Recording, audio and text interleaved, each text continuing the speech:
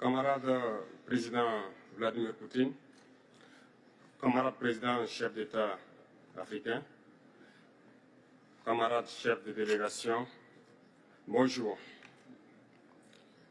C'est un honneur pour moi ce matin donc de prendre la parole ici et de vous passer donc le salut fraternel du peuple du pays des hommes intègres. C'est aussi le lieu pour moi, avant tout propos, de rendre grâce à Dieu, Dieu Tout-Puissant qui nous a permis de nous réunir ici ce matin en bonne santé pour parler de l'avenir et du bien-être donc de nos peuples. Je m'en vais m'excuser auprès des anciens que je pourrais vexer dans mes propos à venir. Africanité oblige, les droits d'aînesse, je me dois de m'excuser. Camarades, j'ai quelques questions donc de ma génération, mille et une questions qu'on se pose. Mais nous n'avons pas de réponse. Et il se trouve qu'ici, nous pouvons laver donc notre linge sale parce qu'on se sent en famille. On se sent en famille en ce sens que la Russie est une famille aussi pour l'Afrique. C'est une famille parce que nous avons la même histoire. La Russie a consenti d'énormes sacrifices pour libérer le monde du nazisme pendant la Seconde Guerre mondiale. Les peuples africains, nos grands-pères, ont été déportés de force aussi pour aider l'Europe à se débarrasser du nazisme. Nous partageons la même histoire en ce sens que nous sommes les peuples oubliés du monde, qu'ils soient dans les livres d'histoire, dans les documentaires ou films. On tend donc à balayer le rôle prépondérant qu'a joué la Russie et de l'Afrique dans cette lutte contre le nazisme. Nous sommes ensemble parce que, actuellement, nous sommes là pour parler de l'avenir de nos peuples, de ce qui va advenir demain, de ce monde libre auquel nous aspirons, de ce monde sans ingérence dans nos affaires internes. Nous avons les mêmes perspectives et je souhaite que ce sommet soit l'occasion donc de pouvoir tisser de très bonnes relations en vue d'un meilleur avenir de nos peuples. Les questions que mes générations se posent sont les suivantes, si je peux me résumer, c'est de ne pas comprendre comment l'Afrique, avec tant de richesses sur notre sol, avec une nature généreuse, de l'eau, du soleil en abondance, l'Afrique est aujourd'hui le continent le plus pauvre. L'Afrique est un continent affamé.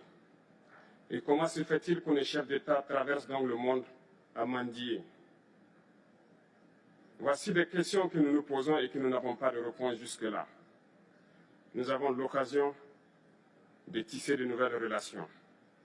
Et j'espère que ces relations puissent être les meilleures pour donner un meilleur avenir à nos peuples.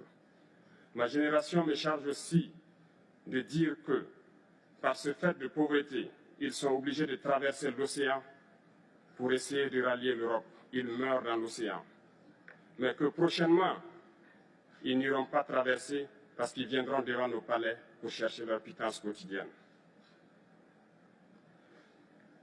Pour ce qui concerne le Burkina Faso, aujourd'hui, nous sommes confrontés depuis plus de 8 ans à la forme de manifestation la plus barbare, la plus violente du néocolonialisme, de l'impérialisme. L'esclavage qu'on tend encore à nous imposer. Nos dévanciers nous ont bien appris une chose. L'esclave qui n'est pas capable d'assumer sa révolte ne mérite pas que l'on s'apitoie sur son sort. Nous ne nous apitoyons pas sur nos sorts, on ne demande pas que quelqu'un s'apitoie sur notre sort. Le peuple burkinabé a décidé de lutter contre l'île terroriste en mesure de relancer son développement. Dans cette lutte, des vaillants peuples, des vaillantes populations se sont engagées à prendre les armes face au terrorisme, ceux que nous avons affectueusement appelés les VDP, des volontaires. Nous sommes surpris de voir les impérialistes traiter ces VDP de milices et de tout type. C'est décevant, parce qu'en Europe, lorsque des peuples prennent les armes pour défendre leur patrie, on les traite de patriotes. Nos grands-pères ont été déportés pour sauver l'Europe.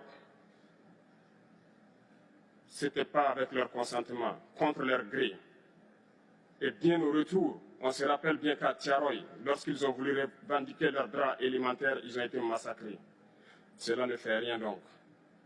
Lorsque nous, peuple, nous décidons de nous défendre, on nous traite de milices. Mais là n'est pas le problème. Ce qui est le problème, c'est de voir des chefs d'État africains qui n'apportent rien à ces peuples qui se battent, mais qui chantent la même chose que les impérialistes en nous traitant de milices, en nous traitant donc d'hommes qui ne respectent pas les droits de l'homme. De quels droits de l'homme parle-t-on? Nous nous offusquons contre cela et c'est honteux. Il faut que nous, chefs d'État africains, nous arrêtons de nous comporter donc en marionnettes qui dansent à chaque fois que les impérialistes tirent sur les ficelles. Hier, le président Vladimir Poutine a annoncé donc l'envoi des céréales en Afrique. Nous sommes bien contents. Nous lui disons merci pour cela. Mais aussi, c'est un message passé à nous, chefs d'État africains, parce qu'au prochain forum, nous ne devrons pas venir ici sans avoir assuré, pour ceux qui ne connaissent pas la guerre, l'autosuffisance alimentaire de nos peuples. Nous devons prendre l'expérience de ceux qui ont pu déjà atteindre cela en Afrique, tisser de bonnes relations ici et tisser de meilleures relations avec la Fédération de Russie pour pouvoir assouvir les besoins de nos populations. Je ne serai pas peut-être long, le temps imparti est très court. Nous sommes obligés de nous arrêter à un moment donné. Mais je voudrais terminer en disant que nous devons donc rendre hommage à nos peuples qui se battent. Gloire à nos peuples, dignité à nos peuples, victoire à nos peuples. La patrie ou la mort, nous vaincrons. Merci, camarades.